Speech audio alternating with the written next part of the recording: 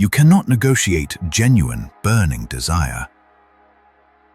It is not a trade. It is not a transaction. It is not an item on a balance sheet that can be acquired through the careful application of resources. You have been taught a lie. The lie is that attraction can be purchased. You have been led to believe that if you just spend enough money, do enough favors, and offer enough of your time and energy, you can buy a person's affection. And so you invest. You pay for expensive dinners. You buy thoughtful gifts. You become a free therapist and a 24-hour handyman. You pour your resources into them, hoping to fill their life with so much of your value that they will have no choice but to desire you. But it does not work. You are not met with passion. You are met with a polite thank you. You are not seen as a partner. You are placed in the category of a friend. You are not desired. You are used. The more you invest, the less they seem to care. You are not building a connection. You are digging a hole of your own making, and you are burying your own status alive. You are not broken. You are simply operating on a flawed understanding of psychological physics. You believe giving creates attraction, when in fact, the opposite is true. The engine of human attachment is not generosity. It is investment. But it works in reverse. We do not grow to love the people who do favors for us. We grow to love the people for whom we do favors. This is a principle known as the Benjamin Franklin effect. Franklin, facing a political rival, did not try to win him over with gifts or compliments. Instead, he asked the man for a small favor, to borrow a rare book from his library. The man, surprised, agreed. When Franklin returned the book with a thank you note, the dynamic between them had changed forever. The rival became a lifelong friend. Why did this happen?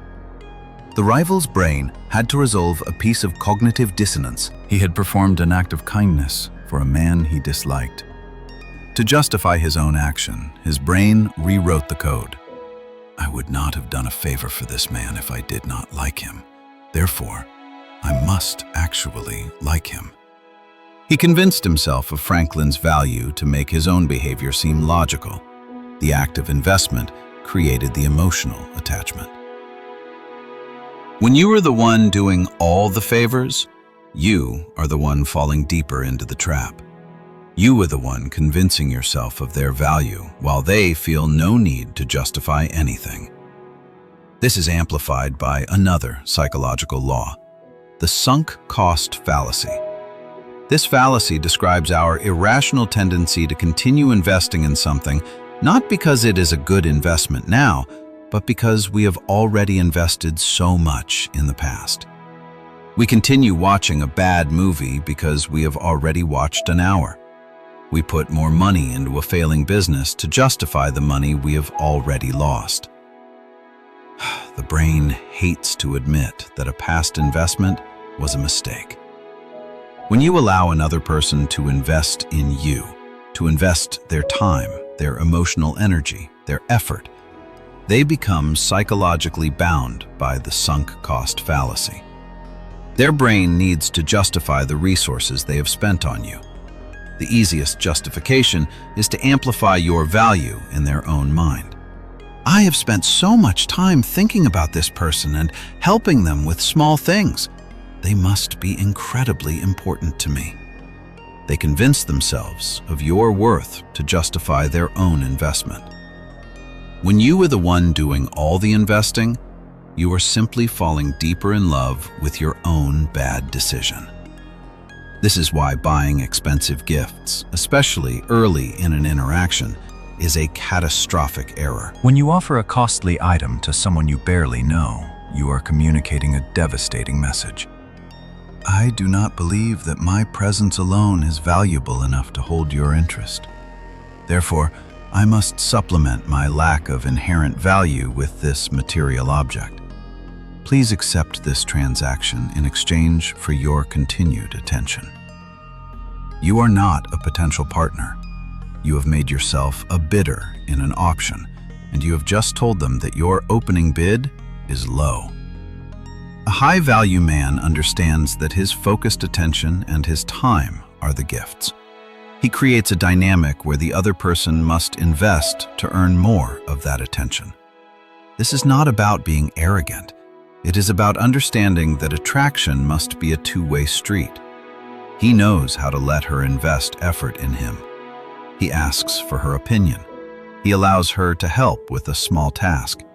He creates a space for her to be an active participant in the interaction, not just a passive audience for his performance of generosity. This is the antidote to the danger of over-functioning. The over-functioner is the man who takes on 100% of the responsibility for the relationship's momentum. He initiates every text. He plans every date. He solves every problem. He becomes a service provider, a logistics manager, and a therapist. In this dynamic, he has eliminated all challenge and all need for her to invest. He has become a utility. And while utilities are useful, they do not inspire passion. You do not feel a burning desire for your electricity provider. You just expect it to be there when you flip the switch. To reverse this dynamic, you must begin to implement safe and ethical practices that rebalance the flow of investment. The first is to ask for small, manageable favors. This is not about being a user. It is about creating what is known as an open loop in their mind. A small request. Could you pass me that menu? What did you think of that movie? Can you watch my jacket for a second? Is a request for a micro-investment. Each time they comply, their brain marks a small tally in the investment column for you. These small acts of compliance create a powerful subconscious current that pulls them closer as their mind works to justify each action. Secondly, you must become aware of the investment ratio in your communication. Who is doing most of the work? Are you writing paragraphs in response to her one-word replies? Are you the one always asking questions, trying to keep the conversation alive? You must aim for a balanced 50-50 ratio, or even a 40-60 ratio where they are investing slightly more. This is not a strict mathematical formula, but a general awareness. If you notice the dynamic is 90-10 in their favor, you must be willing to pull back your investment of words and energy. Let a silence hang. Create a vacuum that they must choose to fill. This recalibrates the frame and forces them to decide if they want to invest in keeping the interaction going. Let's be clear. This is not about being manipulative or playing games. It is about ceasing to be the victim of your own manipulative strategies. The nice guy who tries to buy affection with favors is the one playing a game. It is a covert transactional game that is doomed to fail. Our approach is about creating an authentic dynamic where genuine attraction can grow because it is built on mutual investment, not one-sided service. Consider the man operating under the illusion of investment. He meets a woman and immediately starts spending. He takes her to the most expensive restaurant. He offers to help her with her work. He is available for her every call. He has invested 100%. She has invested 0.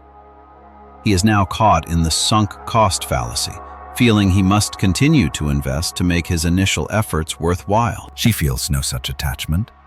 She is simply the recipient of benefits. Now consider the man who understands the physics of attraction. He meets a woman for a simple coffee. The conversation is a balanced exchange. He creates an opportunity for her to invest by asking for her opinion on a small challenge he is facing in his work. He values her mind, not just her appearance. At the end of the date, he does not beg for another. He states his reality. I enjoyed this. We should do it again sometime. He has created a space for her to invest by agreeing and participating in the when. He has established a frame of mutual interest. not a frame of a supplicant and a provider. Stop trying to buy something that is not for sale. Stop being the sole investor in your own emotional bankruptcy. Attraction is not an asset you can acquire. It is a dividend that is paid out on mutual investment. You must become the asset that others want to invest in. You do this by building a life of purpose, by having strong boundaries, and by understanding that your value is not in what you can give, but in who you are. The next time you feel the urge to win someone over with a grand gesture or an expensive gift, I want you to stop. I want you to pull that energy back. Invest it in yourself instead. Invest it in your mission. And in your interactions, create the space for them to invest in you.